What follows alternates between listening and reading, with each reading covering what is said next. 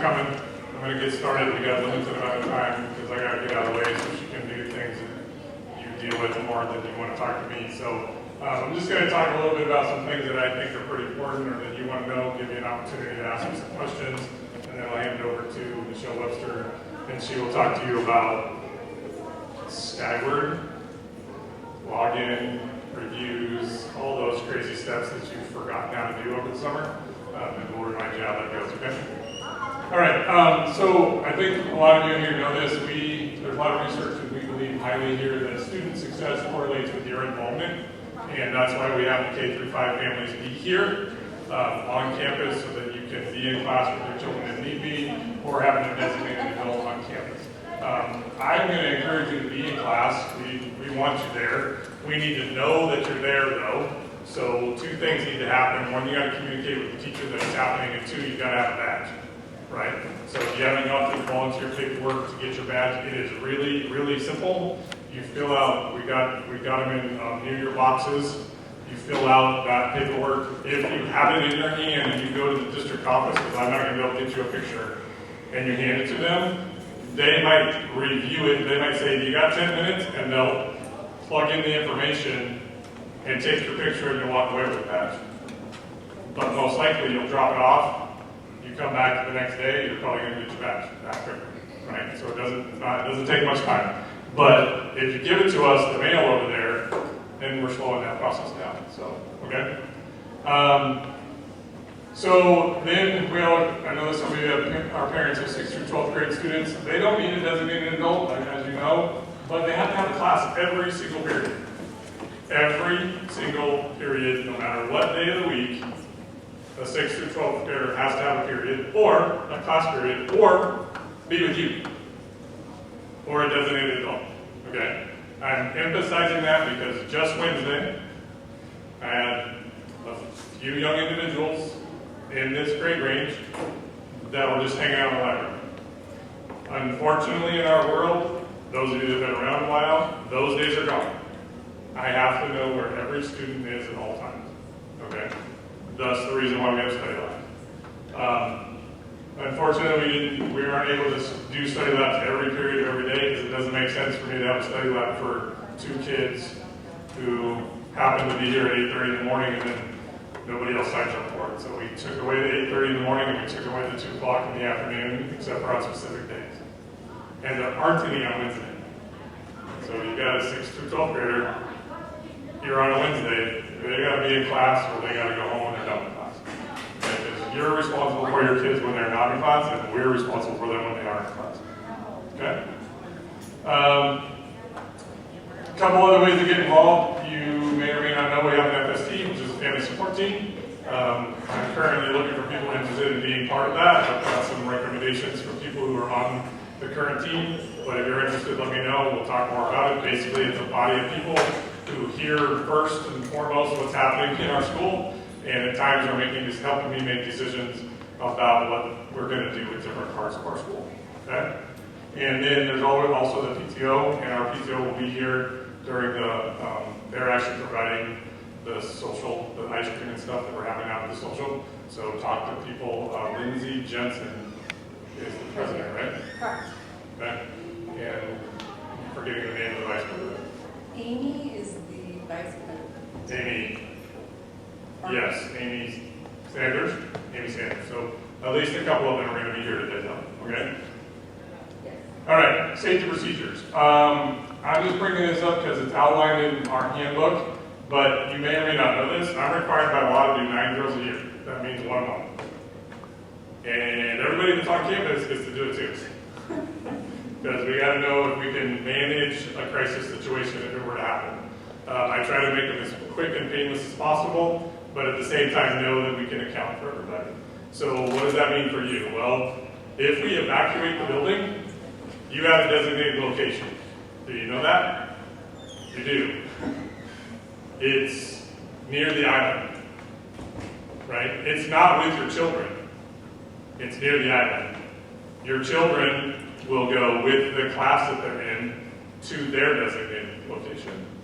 And when and if we need to reunite you, that's why I need you near the island, so I can bring them to you.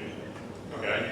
And the biggest reason we do that is because currently under the current system for safety, I can't account for you. Right? I have to account for your children. I don't know that Mrs. Otterback is here.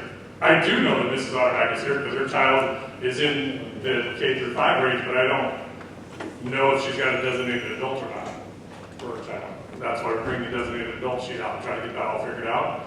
I need you to know when we get our new building, everything I just said is going to change.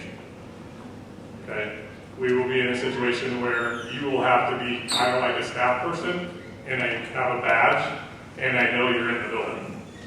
Right? We're going to have new systems in the year, maybe even in the years before we get to that, then where I know exactly who's in the building all the time, which has been an issue here for many, many years. So, okay? All right, I'm going to go quicker. Oh, I'm doing okay. Talking too fast. Take a breath, Shane. Okay, so manual leave requirements. You all know that you have to have a WSLP, right? Written Student Learning Plan. It's a requirement by law. We have to do that. The aspects of what you went through with your advisor are all things that we have to do by law. They're all required. But I want to talk about a couple of things that are hugely important that allow us to continue to count the fact that your child is here. One is weekly contact. The law in Washington states direct personal contact. Okay? That's the terminology. With your child and a certificated teacher. Okay? And when appropriate, obviously the parents involved. So if you got a kindergartner, that might be a challenging conversation over email with a kindergartner about how school's going, if you don't happen to attend a class, right? But it needs to look like in that email that that's the communication that's happening. So if you as a parent, if you are not here for a week, and you're doing that weekly contact in some remote fashion, like an email exchange, it needs to be like, oh, I just talked to Johnny, and Johnny said that this is what's happening this week, shoot it to your advisor. Your advisor will then shoot back, because it has to be two-way communication. Okay? That can be difficult at times to get. That's the reason why we want you to take at least one class here. Right? If you take one class here, and you're in attendance, one of the certificated staff, one of the advisors, visits every single classroom every single day, not the same advisor, so that we get that weekly contact with every student. That covers us by law when we do it by 10. But if you're gone, we still have to have that. Okay? Does that make sense? Stop me if you've got questions. I will stop, and I have more time than I realized. So, monthly progress. It's coming up. Today's the 15th. So in 7 days, next Friday, we'll open up the first monthly progress. Okay? Why am I bringing this up? The reason I'm bringing it up to people, a lot of you have been here at least a year or longer, it's that important, right? You really need to do everything you can to get your input on only the classes you're doing remotely that are on your WSLP within that time window or sooner.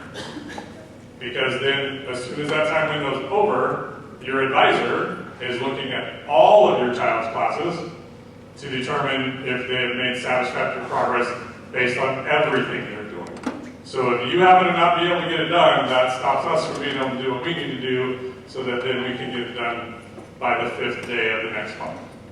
Okay? And it doesn't matter whether you report on the 22nd or the 28th, or if we open it early. You just have to tell us the progress that they've made from the last time you did your input to this time you do your input. Right? So that's okay. It doesn't have to be an exact month away. Okay? So all that. Questions about either one of those things? Weekly contact or monthly progress. Hugely vital things for us to continue to operate, because if we don't do that right, they take funding from us. Yes, they take funding if we don't do this the right way. I don't like it, but that's the law. Okay, I want to talk about some of the student expectations that we have in our handbook. Again, all this is outlined in our handbook. Soon, I'm in the process of developing posters with the district that are going to have our 3 biggest expectations here at Home Connection: be safe, be kind, and be your best. They'll be in every classroom and they'll be in the hallway. Okay?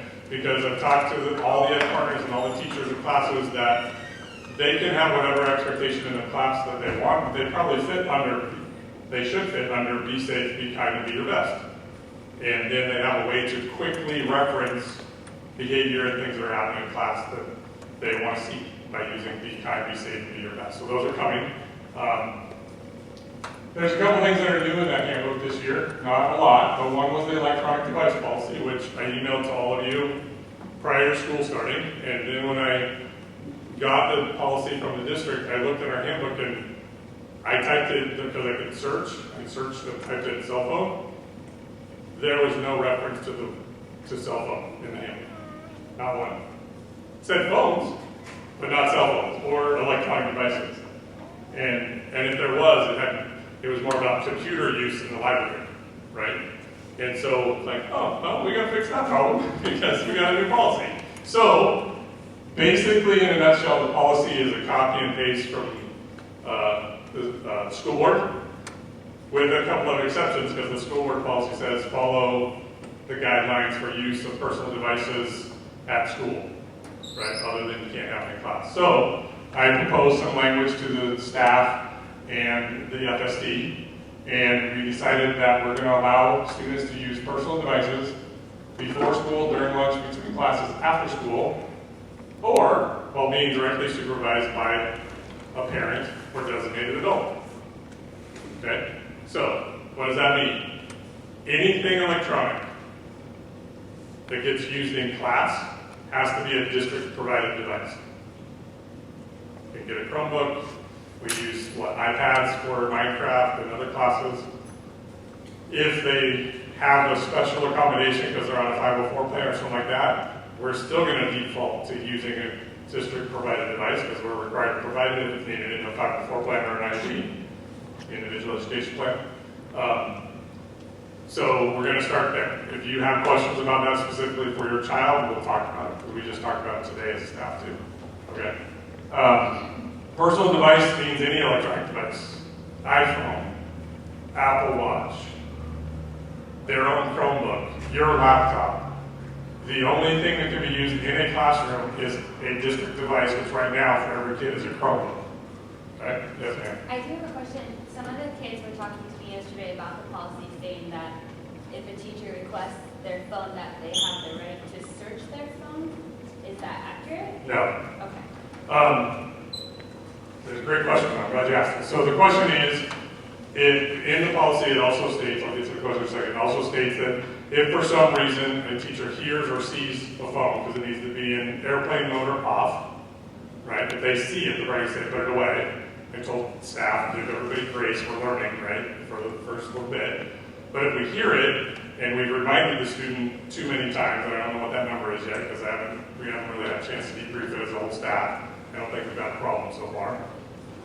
And we request to take, too many warnings, give me your phone.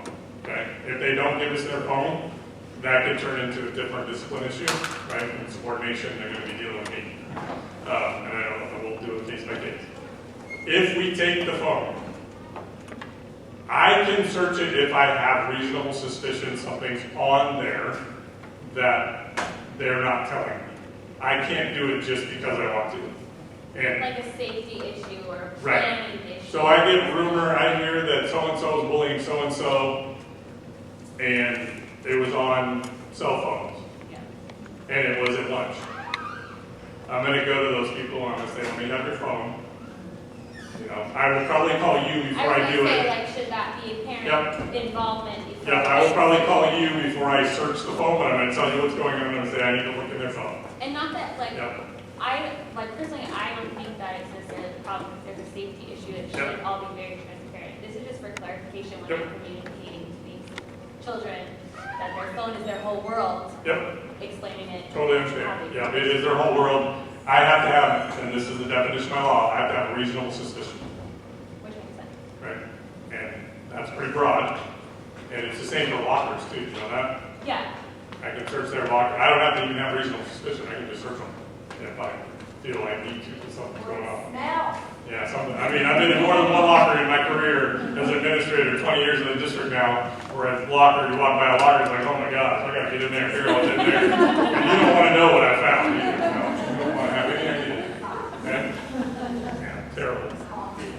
best thing I found was like a burrito that a kid had bought like 2 months prior. When I talked to him, I was like, where does this burrito come from? I was like, I don't know, I haven't been to that place for like 3 months. I'm like, well, that's not the garbage. Okay, and then also in the handbook added this year, I added a blurb about the school resource officer, because in the Oak Harbor School District, we partner with Oak Harbor Police Department, and we have a police officer designated for the entire school district as our first point of contact.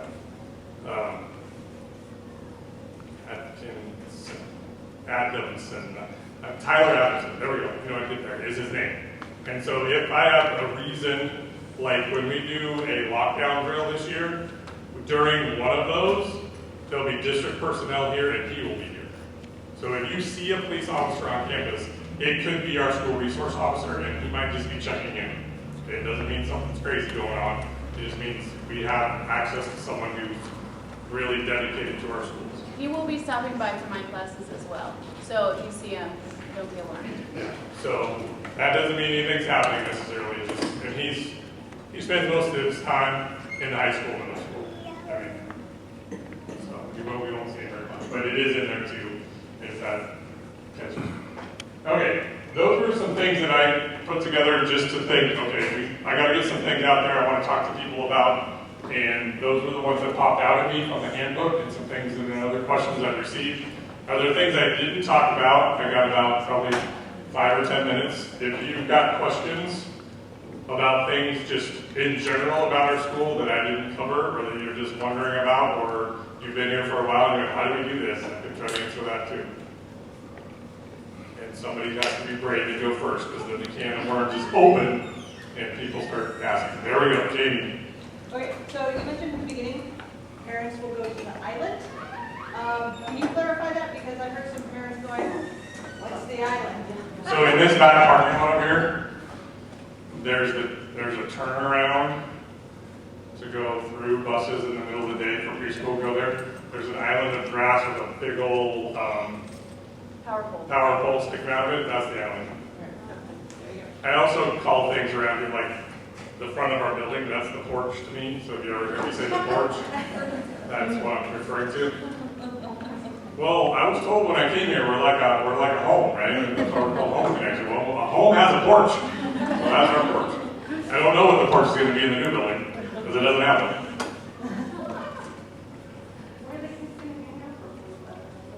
There's a balcony in the library that is outside. Any other questions? Yes, ma'am. So I just want to understand the difference between being on-site and in class. In order to be in class, we have to do the volunteer packet, but we still can just be on-site. Yeah. Difference between being on-site and in class. If you are on-site, which is required for K through 5 parents or a designated adult, you don't have to do the volunteer paperwork. Okay? If you're going to be in a class with your child, I'm requiring you to do it because most likely you will not just work with your child, you will work with other children in the class. And then the teacher can also put you to work if you're a volunteer. Okay? If it's a one-time deal, you just want to be sure that it's going to be okay, we can make exceptions for that. But if it's going to be on a regular basis, we need you to have to volunteer. Because they do a quick background check, they take a picture, you wear a badge, we know that you can be in there. I've told my staff, don't let anybody in there on a regular basis unless they have a badge. Even to the point that I had to make a quick exception to it for a situation on the first day of school that arose, and I forgot to tell all of them, and they got sent to the office just like I told them to. It's like, okay, I'll go with you and I'll tell. So, I mean, that should give you a reason to go, oh, they're trying to take care of our children and be safe. So there's staff's following what I'm asking them to do. So. Right. And all the staff have been told they got to wear their badge. Right? So, and for the most part this year, that's what I've seen. So, it's a way for us to know who can be in class and who can't. Okay? And on campus can mean anywhere on campus. You can be in your car, you can be in the family room, you have permission to be in the hallways. You as adults can be on your devices. Sorry, it's still working on the Wi-Fi. It's horrible, I know. I can't make any headway yet. I'm still trying. Yes. Are you going to make a study lab for Wednesdays? like at that library grade that they're starting? At this point in time, no. Because a 6th through 12th grade student who's here could take multiple classes, and some of them, and then I learned the situation for a couple of those little ones, and it's going to change. They're going to have a class during that time. It just hasn't happened yet. Last year, I think I had 2 requests all year for a Wednesday, and so I haven't received any yet this year, so at this point, yes. We have a few parents who are also teachers. Do they need a volunteer badge to help in classrooms or just their teacher badge? Teachers have already gone through a different, and ed partners have gone through a different screening. They don't have to do volunteer to work in the building in another one of our classrooms. How does the staff member know? Anything else for me? I'm not going to leave, but I'm going to hand the mic over to talk about some other things with Mrs. Webster. And I'll be here through the social so you can catch me. Yeah, go ahead. Last one, then we'll move on. So say a mom wants to get a quick run in and they're literally not going to be far, they're just going to go, and then I'll come back down. Do they have to get a designate for that? No, just make sure we know. Okay. Make sure we have the right cell phone on file so that we can. You need to, when we were in COVID, you need to be within 15 minutes. We put that on, we stopped that because now we're on campus. We want you here. But campus is big. Our campus technically goes all the way to the road, right? So that's all that stuff in front of out there is all property that is for here. So yeah, just let us know that you're doing that. You can circle the building too. I see people do that all the time. And just in our last meetings for our new building, I'll let you know this. They asked us, well, do you need something to walk around the building because our building's going to be it's going to be an oval shape? And I said, yes. Make it so that we go all the way around the building. And then they said, do you need us to put like distance markers? And I said, sure, why not? And so they're going to put distance markers somehow on the building or on the ground. So you know, you can get your workout in while you run around the building. So, and anything. Well, since I still have a mic, I figured I'd go 30 minutes and you'd go 30 minutes. Any questions about the new building that I can answer? What are the dates for them? Okay, so we are almost in phase 2. I don't know what that means other than that's what they keep telling me. I'm learning so much, it's not even fun. The current projection on the last set of drawings that we just reviewed and gave feedback on, and then I'll do another set of drawings for one last set of feedback, said February, March, move-in-ish, 2026.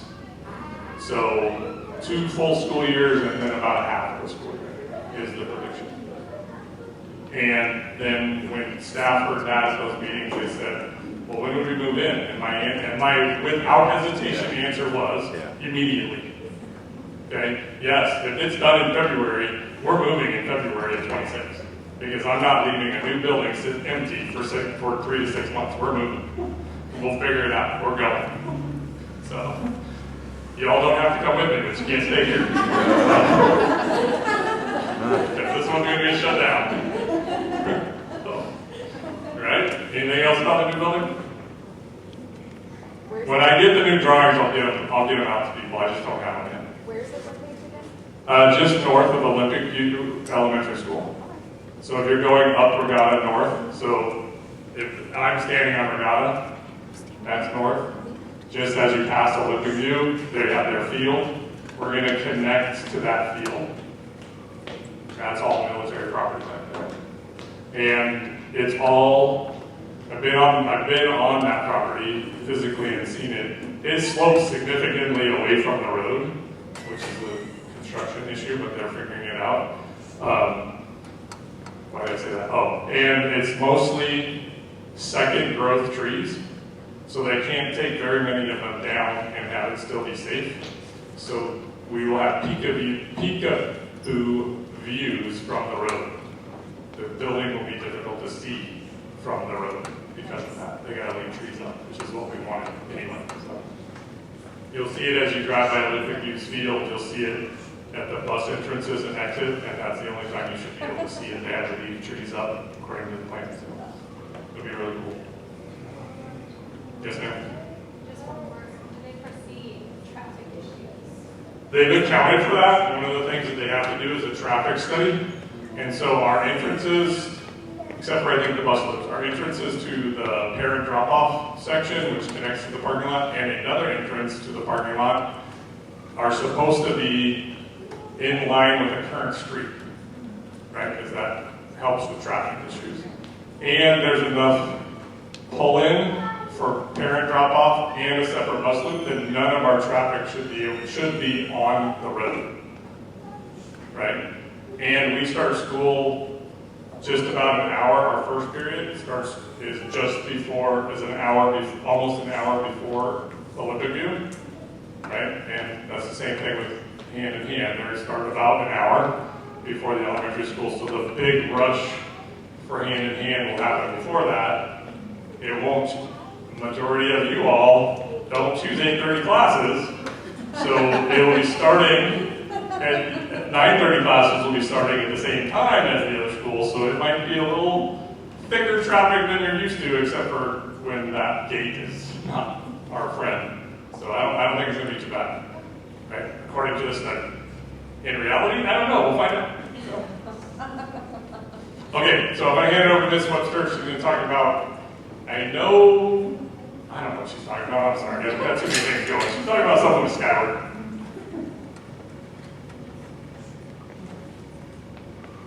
Okay, if you're a parent, raise your hand. Put your hand on your back. Pat yourself on the back. You did it. You survived week 1. Congratulations.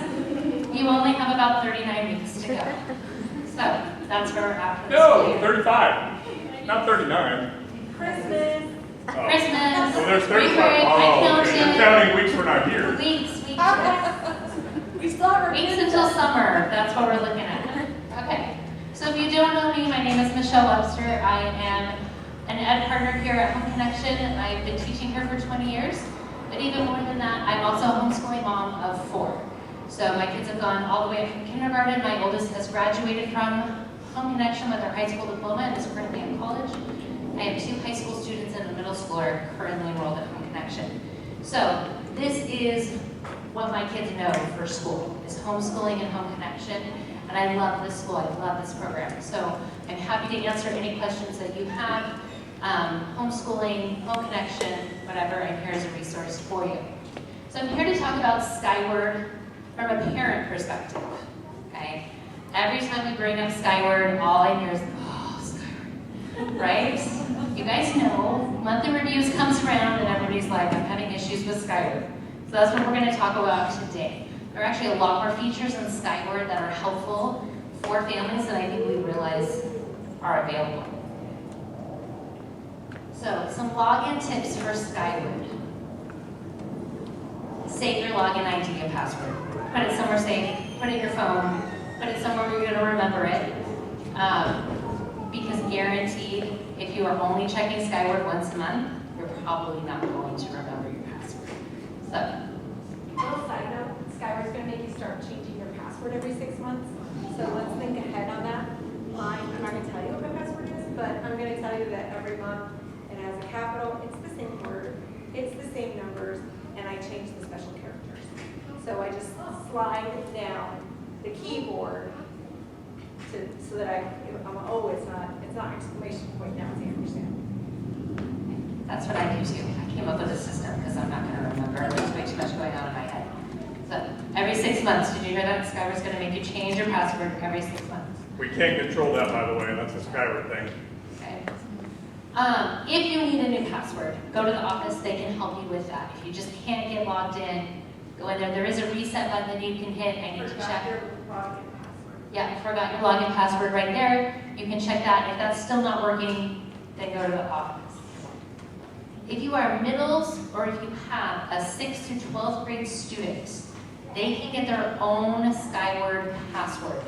They do not have to use yours to see what their grades are. They can get their own. They can see Miss Judy and get that information so they can log in themselves.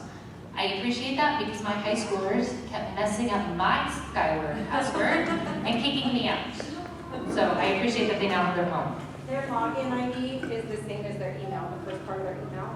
Then they can click on forgot login password, and it will ask them to regenerate a new one. Again, capital, lowercase, number, special character, all of that has to be in there for this Skyward program, and it will change every 6 months. This is a great time to talk about.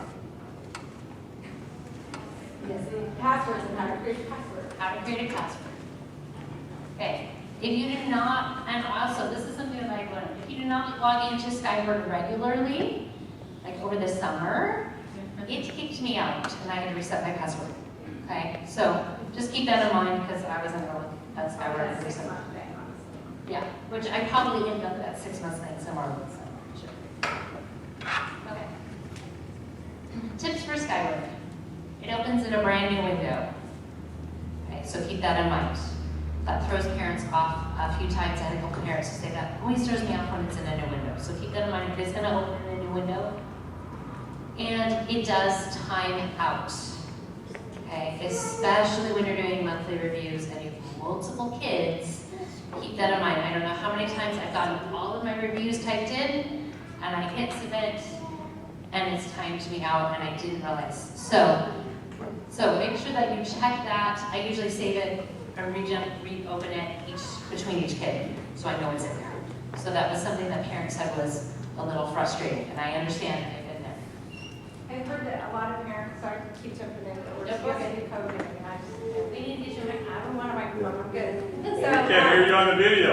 A lot of people will have their classes in a Google Doc, right?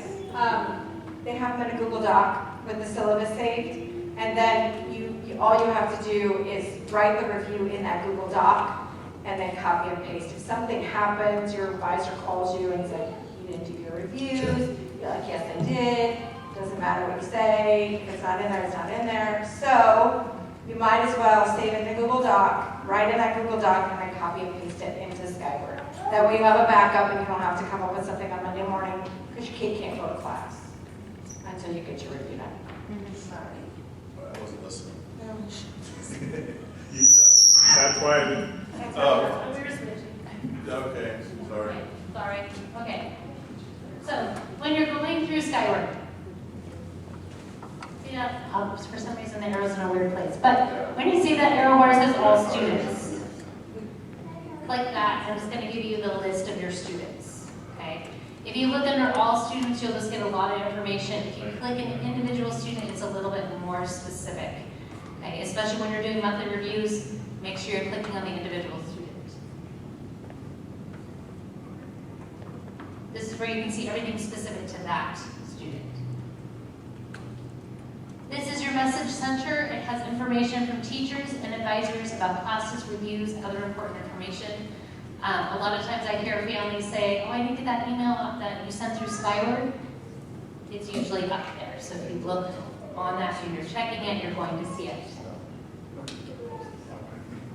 So I see. This is the last year for Skyward messages. Just letting you know everything's going to be through Parent Square next year. So it's probably a better idea for you guys to get comfortable in Parent Square. And also you have so much more flexibility in when you're going to see things. The other note is I'm probably going to figure out a way, I haven't yet, to put Parent Square link somewhere in either your HC Parent links did you show that there? There's at the very, can you guys see it? I don't have my kids. Yeah. We're gonna put HC Parent Links is always on Skyward. It's always in the top right corner.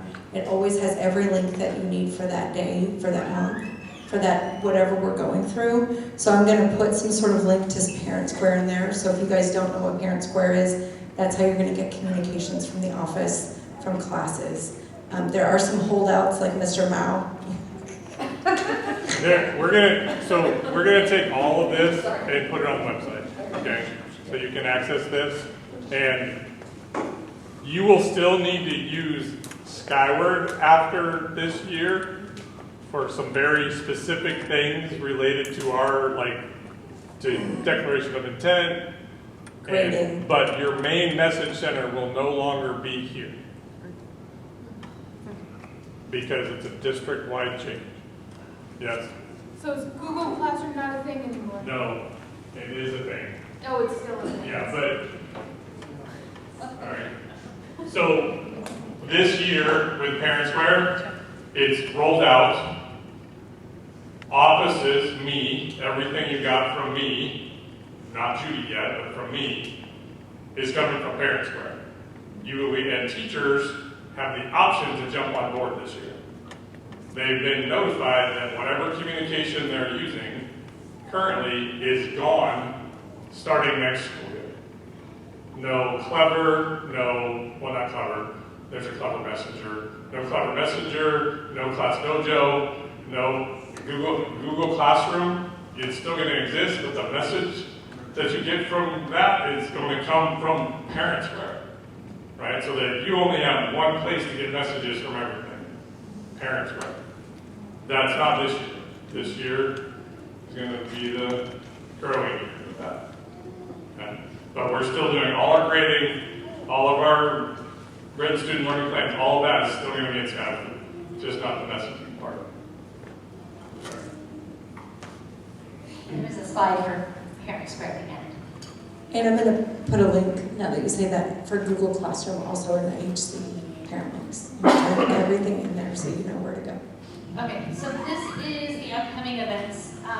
This is, like, as I was playing with Skyward last year, this was really helpful because I could see all of my kids' homework. I could see class participation points.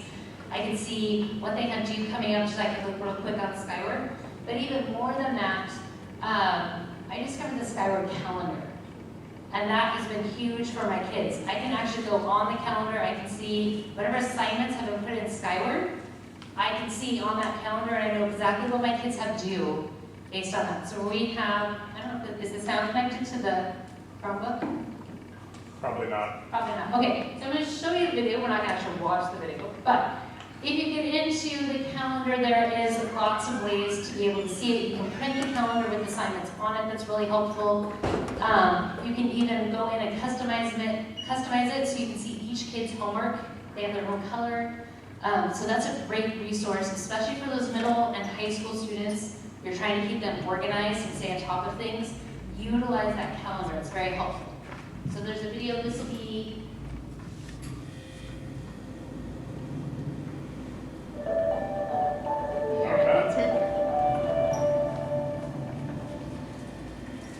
Welcome to another 60-second power. Today we're going to get you started using a helpful organizational tool, the calendar feature. The calendar helps you keep track of all school-related activities. When you log into Family Access, you can browse a snapshot of upcoming events in your calendar on the right-hand side of your screen. When you navigate to the calendar, you can see upcoming and missing assignments, grades, extracurricular activities, scheduled parent-teacher conferences, field trips, the list goes on. Important academic dates, like when the term ends, are always noted. At the top of your screen, you can choose which child's calendar you view, or see a combined calendar for all of your children. If English is not your first language, use the Translate feature in the upper right. To personalize your calendar, click on Calendar Options, then Calendar Display. This will open a menu of all possible event types and allow you to set up a color coding system. If you want to set an email reminder about an event, simply select the event, then click on Export to Personal Calendar. You can also add notes for future reference. It's as easy as that. Check out. okay. So a whole feature that I think a lot of people didn't realize. Yes. Are all teachers putting homework in Skyward? All teachers should be putting homework on Skyward. So I know for me as a teacher, I put it in Google Classroom, and it's also in Skyward. Because Google Classroom's going to have the links, like if they're going to watch a video and do something, that's where the material's kept. But the grading and all of the assignments are in Skyward. So K through roughly 10, because we don't have too many 11 to 12 years here.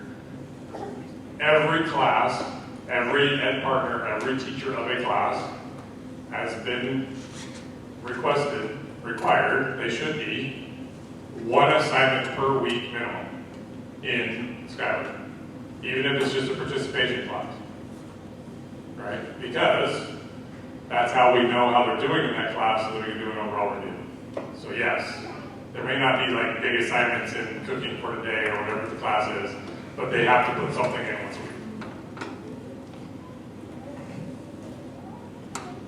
Okay, so any online forms like letter of intent, signing for the handbook, all of that will be under online forms. If there's no form there, it's not going to be there, but that's where you find that kind of information.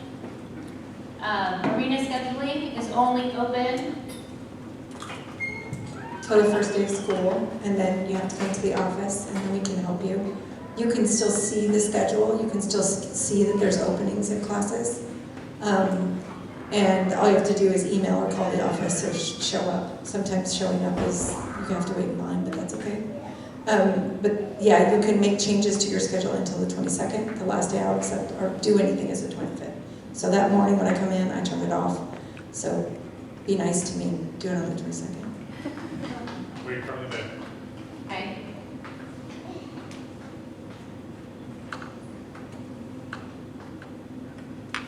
Okay, gradebook. This is the most important tool for parents, especially if you have middle schoolers and high schoolers. I will say as a teacher, I've had parents who said, I just didn't know that they were struggling. That parent never looked in Skyward. They never actually saw the grades. Check Skyward. Even if your kids are checking it, check it once a week. See where they're at, see where their grades are. I can't stress that enough, right? Because they're middle schoolers, they're high schoolers, they may forget something, right? They may not realize that assignment's there. So check it, see where they're at, that's really important. It's a huge tool for you guys to see. Are you gonna tell them about automatic email?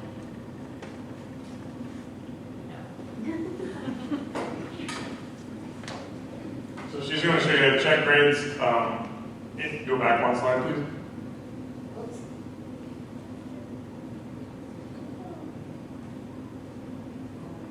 So in the top rightish corner, there's a cog wheel.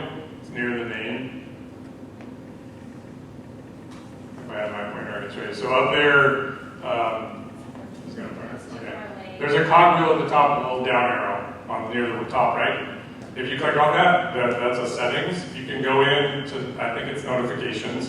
I'll try to remember to get this out to people. You can tell Skyward to send you an email.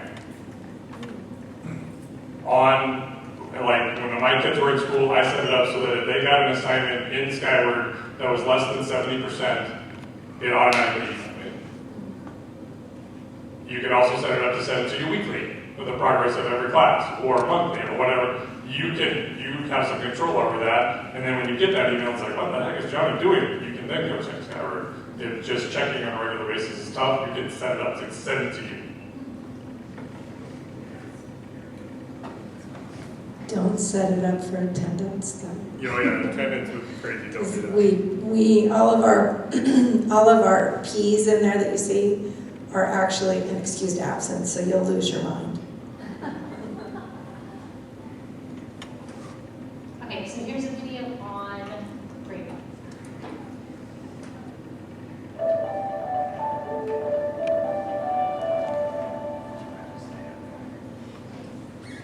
Welcome to another 60-second power up. Today we're going to dive into an extremely important feature in Skyward: access to your children's grades. When you log into Family Access, you will see the Grades tab displayed on the left-hand side of your screen. From here, you can select a child to view his or her grades. You'll immediately see important notifications, such as missing assignments, displayed at the top of your screen. Below the notifications will be a list of your child's classes and grades by term. If you'd like to select a different term, you can do so under Display Options. Information about GPA and class rank can also be found here.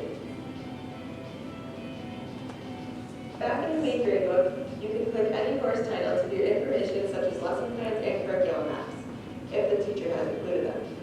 When you select a quarter grade, you can see your child's individual assignments and tests. Click on an assignment for details about the past performance. You can print any of this information by clicking the print icon in the upper right corner. It's as easy as that. Check out the other 60-second power-ups and... Okay, so that gradebook is there for you, to help you. Okay. Little side note, gradebook is also, I think you might have heard her say that if the class has a syllabus set up, that's where that's going to be. That is where you can see the syllabus for the site-based and remote classes. So the ones that you have for McGruffy, math, grade 2, that's where you go to see what the syllabus is. That's where you see, oh, we're actually doing February, we're not doing October. And you can copy and paste, or you can take that whole thing, put it in a Google Doc, so that you can put all of your monthly reviews. Okay? Food service, this is the link where you can see what the balance is for your students' lunch account. You can also see their 5-digit lunch number. Yes, which is helpful. I have a quick question about the grade book. Where can we find what the different letters mean, like U and S and E, that are not like the lower grades? So the S is satisfactory, the U is unsatisfactory. So if it's an enrichment class, the grading is U or S. And if it's a core class, then it's letter grades.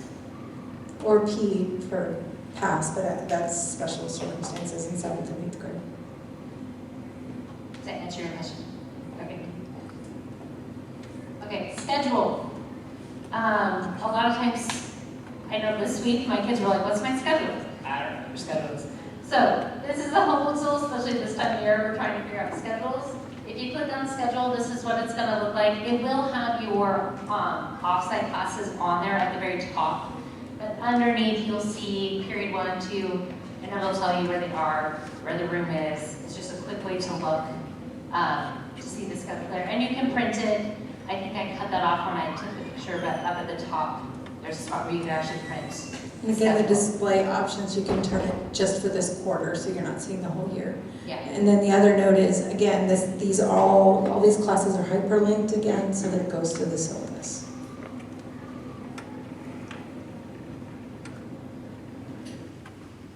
I think was this where library stuff is? Or that's Oh, where- graduation requirements? No, I'm in the wrong spot. That's okay.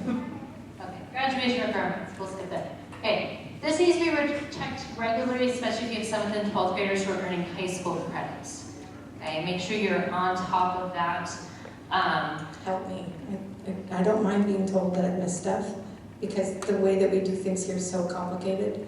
I can't even tell you, just it's so complicated. So I appreciate Michelle, keeps me in line with her kids. I appreciate help.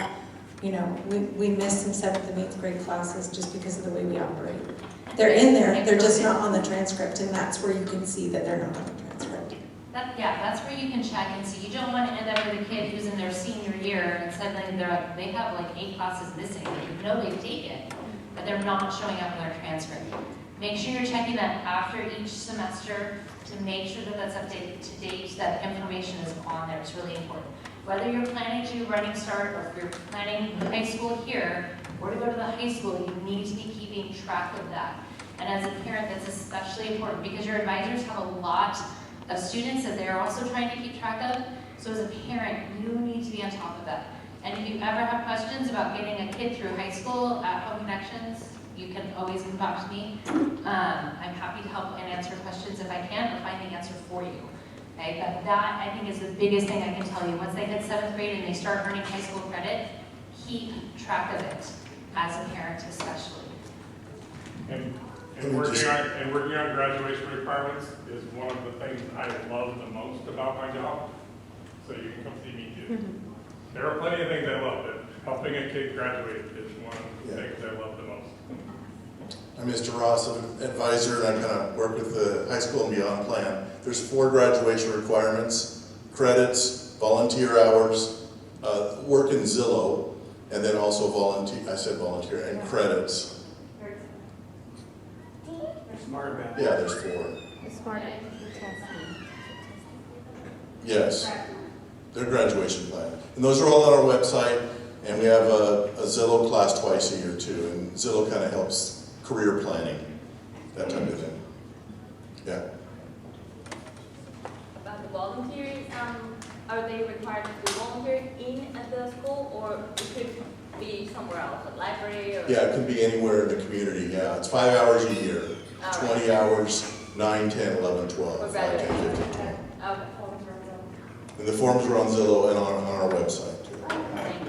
And you don't have access to Zillow until your child is in 7th grade.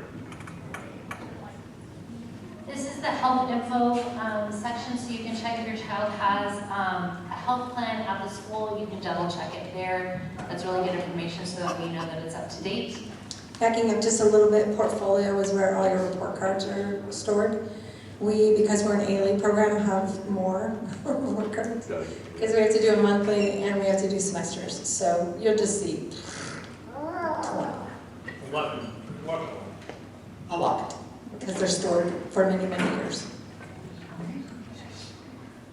Okay, so we're not going to play this, but there is a link for this video on the website. So if you're new or if you just need a refresher, 'cause it's been a long summer, we have a great video from Mrs. Goulet. That is the link too, just so you know. So when we post this, there'll be a link there too, but it'll be on the website too. So if you need a refresher on how to do your monthly reviews, there's a step-by-step video that makes it really easy to do. That's okay. It's just the step-by-step that I send you an email and also I'll be sending it in Parent Square. So the form becomes available on probably late on the 21st, but reviews are due on 22. Reviews are late after 28. And we're going to begin calling you on the 29th and asking you to do your reviews before you send your student to school. Okay, did you know that Skyward has an app? So this has become my favorite thing since I discovered it. It is free. It's available on Apple phones, Android phones. It doesn't have exactly everything that you would find on a desktop computer or a laptop, but it has quite a bit that you can use as a parent. So you can see attendance, you can see calendar, food services, grade book, message center, the portfolio for report cards comes up, and student information is all available on there.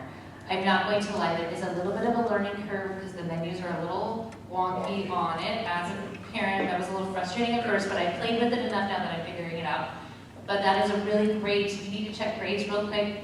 My high school students, they have it on their phone. So they access Skyward on their phone, not in school, but at home they can check real quick and have it so they can check their grades real quick. Can you also make payments for lunch? I believe so. Yes. Yes. You might need a number from the office to do that, but just ask us. Yeah. Monthly reviews cannot be done on the app. You have to actually be on a computer. So that's one thing that you cannot. And we have computers in the library if you're here and you're in trouble. All right, and this is what Parent Square looks like. This is the new, we talked about that, the new form of communication. One thing coming from a parent perspective, I think is really cool, is that a lot of parents are like, I don't know what my teachers' emails are. Even they're like, I don't know what it is. We're on the go. I need to just send a quick message. You can actually send a message through Parent Square to your child's teachers. That's just quick and easy. It pops up as a message on the app or on the website. You can see it. I use both. I've used it as a website and as the app. But if your child's not going to be here, you can send a quick message and say, hey, we're going to be absent, or we have an appointment on this day. The teachers can get it. It's a quick way to communicate. Yes? For those teachers who are apprehensive about starting Parent Square this year, would they still receive a message if you were to send Yes. It goes to their email as opposed to going to the app. Yeah, they'll still get it. That was my first question, is I don't want another thing to go check. It all comes to the, every time you guys, my reply or on the thing, I get an email when I send it out. So the answer is yes. Yeah. But make sure you let the office know if you're going to be absent as well, because we're the ones that excuse the absence. So that's how, if you're in, especially 6th through 12th grade in a core class, many core teachers will not let students make up work, or it's at 50% without an excused absence. And the only people that can excuse an absence are Mr. Evans and the 3 ladies in the office. Are your emails on there as well? I don't know. But I'm Jay Consolver, so problem solver, consolver. So. I'm sorry. No, it's okay. It was like right there. I can't remember what it is. Oh, you can adjust the settings. That's what it was. A lot of people are like, I don't want another app on my phone, right? We can all relate to that. But you can adjust how many emails you're getting. You can adjust how you're getting that, and it will follow that. The only time it will not follow your settings if there's an urgent message. there's an urgent message that comes from the school. Then it will override your settings because that's an urgent message. Everything else will be set up. So if you say, I don't want an email, I want to see all my emails at 5, that's when you're going to see your emails. If I only want one email a day, that's when you're going to see those. Okay, so you can set up those preferences so you're not getting emails throughout the day, anything like that. And you can tell it you prefer text message. It will make you go, it won't give you enough data. There's no way you can see, I mean, I try to make my emails as short as possible, right? But sometimes I got a ton to tell you.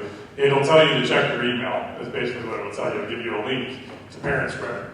But you don't have to check your email on a regular basis if that's something that you don't do on a regular basis. It'll text you and you can click on it and it'll take you there. But you gotta set that up. You gotta tell it to do that. Are there any questions? So when you send an email, you say I sent an email, that's only when your parents are not our email address anymore?